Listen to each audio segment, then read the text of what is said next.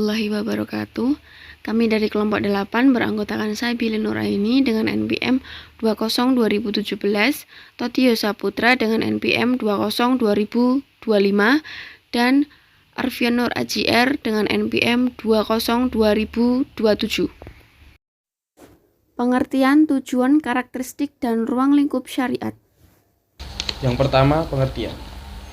Syariat bisa disebut syariah. Arti dalam bahasa adalah sumber air mengalir yang didatangi manusia atau binatang untuk minum. Perkataan sya'ara'a fil ma'i artinya datang ke sumber air mengalir atau datang pada syariah. Kemudian kata tersebut digunakan untuk pengertian hukum-hukum Allah yang diturunkan untuk manusia. Kata syara'a berarti memakai syariat. Juga kata syara'a atau istilah syara'a berarti membentuk syariat atau hukuman. Dalam hal ini Allah berfirman, untuk setiap umat di antara kamu, umat Nabi Muhammad dan umat-umat sebelumnya, kami jadikan peraturan syariat dan jalan yang terang. Kemudian kami jadikan kamu berada di atas suatu syariat, peraturan tentang urusan itu, agama. Maka ikutilah syariah itu dan jagalah kamu ikuti hawa nafsu orang yang tidak mengetahui. Sedangkan arti syariat menurut istilah adalah hukum-hukum yang diturunkan Allah Subhanahu wa taala melalui rasul-rasulnya yang mulia untuk manusia agar mereka keluar dari kegelapan ke dalam terang dan mendapatkan petunjuk jalan yang lurus.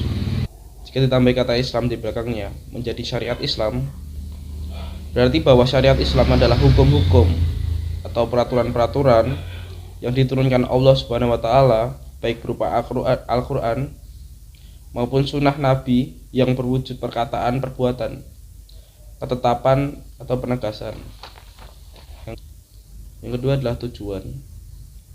Menurut buku Syariah dan Ibadah yang disusun oleh tim dirasah Islamiyah dari Universitas Islam Jakarta, ada 5 hal yang merupakan tujuan utama dari syariat Islam, yaitu 1. Memelihara kemaslahatan agama.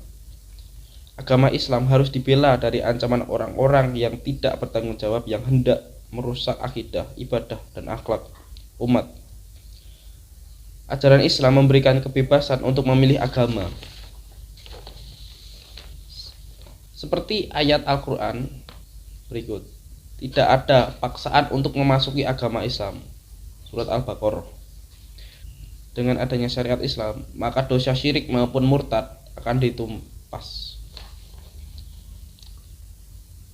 Selanjutnya adalah memelihara jiwa. Agama Islam sangat menghargai jiwa seseorang. Oleh sebab itu diperlakukanlah hukum qisas yang merupakan suatu bentuk hukuman pembalasan. Seseorang yang telah membunuh orang lain akan dibunuh. Seorang yang telah menciderai orang lain akan diciderai. Seorang yang telah menyakiti orang lain akan disakiti secara setimpal. Dengan demikian, seseorang akan takut melakukan kejahatan. Ayat Al-Quran menegaskan, hai orang-orang beriman, telah diwajibkan kepadamu qisas, pembalasan pada orang-orang yang dibunuh. Surat Al-Baqarah. Namun qisas tidak berlaku jika si pelaku dimanfaatkan oleh orang bersangkutan atau da'iyat ganti rugi telah dibayarkan secara wajar. Ayat Al-Quran menerangkan hal ini. Barang siapa mendapat pemaafan dari saudaranya, hendaklah mengikuti cara yang baik dan hendaklah orang yang diberi maaf membayar diat kepada yang memberi maaf dengan cara yang baik pula. Surat Al-Baqarah. Dengan adanya syariat Islam, maka pembunuhan akan tertanggulangi karena para calon pembunuh akan berpikir ulang untuk membunuh karena nyawa sebagai taruhannya. Dengan begitu, jiwa orang beriman akan terpelihara. Berikutnya, memelihara akal. Kedudukan akal manusia dalam pandangan Islam sangatlah penting. Akal manusia dibutuhkan untuk memikirkan ayat-ayat kualiyah Al-Quran atau kuaniyah sunatullah menuju manusia kamil. Salah satu cara yang paling utama dalam memelihara adalah dengan menghindari khamar dan judi. Ayat-ayat Al-Quran menjelaskan sebagai berikut.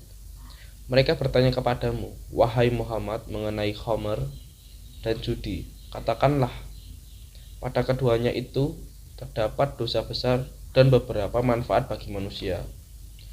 Tetapi dosa kedua-duanya lebih besar dari manfaatnya. Surat Al-Baqarah. Syariat Islam akan memelihara umat manusia dari dosa bermabuk-mabukan dan dosa perjudian. 4. Memelihara keturunan dan kehormatan. Hifz al-Nasli. Islam secara jelas mengatur pernikahan dan mengharamkan zina. Di dalam syariat Islam telah jelas ditentukan siapa saja yang boleh dinikahi dan siapa saja yang tidak boleh dinikahi. Al-Quran telah mengatur hal-hal ini. Dan janganlah kamu nikahi wanita-wanita musyrik sebelum mereka beriman. Sesungguhnya wanita budak yang mukmin lebih baik dari wanita musyrik, walaupun dia menarik hatimu. Quran Surah Al-Baqarah ayat 221. Perempuan dan laki-laki yang berzina, maka deralah tiap-tiap seorang dari keduanya 100 kali dera. Dan janganlah belas kasihan kepada keduanya mencegah kamu untuk menjalankan agama Allah. Jika kamu beriman kepada Allah dan hari akhirat, dan hendaklah pelaksanaan hukuman mereka dilaksanakan oleh sekumpulan dari orang-orang yang beriman. Quran Surah An-Nur ayat 2. Syariat Islam akan menghukum dengan tegas secara fisik atau dengan cambuk dan emosional dengan disaksikan banyak orang agar para pezina bertaubat. 5. Memelihara harta benda. Hifz al-mal. Dengan adanya syariat Islam, maka para pemilik harta benda akan merasa lebih aman karena Islam mengenal hukum had, yaitu potong tangan dan potong kaki. Laki-laki yang mencuri dan perempuan yang mencuri, potonglah tangan keduanya sebagaimana pembalasan dari apa yang mereka kerjakan dan sebagai siksaan dari Allah. Dan Allah Maha Perkasa lagi Maha Bijaksana. Quran Surah Al-Maidah ayat 38. 3. Karakteristik. 1. Robaniyah goyah. Tujuan dan wijah sudut pandang, artinya Islam itu menjadikan tujuan akhir dan sasaran dengan menjadikan hubungan baik dengan Allah demi mencapai ridhonya. Robaniyah masdar, sumber hukum, dan manhaj atau sistem. Artinya manhaj yang ditetapkan oleh Islam demi mencapai tujuan dan sasaran itu adalah murni dari Allah, bukan hasil rekayasa manusia atau Muhammad SAW. 2. Insaniyah atau manusia. Islam adalah agama manusia karena sistem dan aturan-aturan dapat memanusiakan manusia. Islam itu istimewa dengan kecenderungan kemanusiaan yang jelas, tetap as-sholah, orisinil dalam akidah, ibadah, syariah, dan arahan-arahannya. 3. Wasatiyah atau moderat. Islam mampu menciptakan keseimbangan antara dua jalan atau arah yang berlawanan. 4. Waqi'iyah atau realistis. Dalam akidah Islam mengakui realitas makhluk dan alam sebagai hakikat yang faktual dan memiliki ekstensi yang terlihat, dengan pengertian bahwa hakikat di sini menunjukkan pada sebuah hakikat yang jauh lebih besar dan abadi, yaitu Allah Subhanahu wa taala. 5. Syumuliyah atau komprehensif. Islam itu meliputi semua zaman, kehidupan dan eksistensi manusia dalam semua segi kehidupan. Islam berbicara kepada seluruh umat, suku, bangsa, dan status sosial. Islam adalah risalah bagi manusia secara total. 6. Sawabit atau konstanitas dalam akidah, ibadah, sumber hukum Islam. Dalam akidah Allah itu esa, ibadah atau sholat, puasa, zakat, dan haji. Sumber hukum Islam atau Al-Quran dan Sunnah. Hukum Islam, sahabat bertolak belakang dengan murana. Akhlak al-karimah atau jujur, ikhlas, amanah, malu, dan lain-lain. 7. Mutagoyirat atau fleksibilitas dalam wasail atau sarana, metode, strategi, teknologi, media, atau alat. 4. Ruang lingkup syariah Islam. Ruang lingkup syariah mencakup peraturan-peraturan sebagai berikut. 1. Ibadah khusus, yaitu ibadah mahdah, yaitu peraturan-peraturan yang mengatur hubungan manusia dengan Tuhannya, meliputi rukun Islam.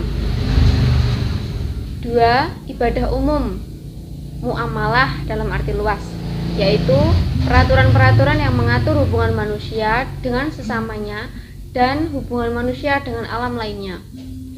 Meliputi A. Muamalah, yaitu peraturan yang mengatur hubungan seseorang dengan lainnya dalam hal tukar-menukar harta atau jual beli dan yang lainnya. B. Munakahat, yaitu peraturan yang mengatur hubungan seseorang dengan orang lain dalam hubungan berkeluarga, yaitu nikah dan berhubungan dengannya. C. Jinayat, yaitu peraturan yang menyangkut pidana. D. Siyasah, yaitu yang menyangkut masalah-masalah kemasyarakatan politik. Itu tadi penjelasan dari kami tentang syariat. Atas perhatiannya, terima kasih. Wassalamualaikum warahmatullahi wabarakatuh.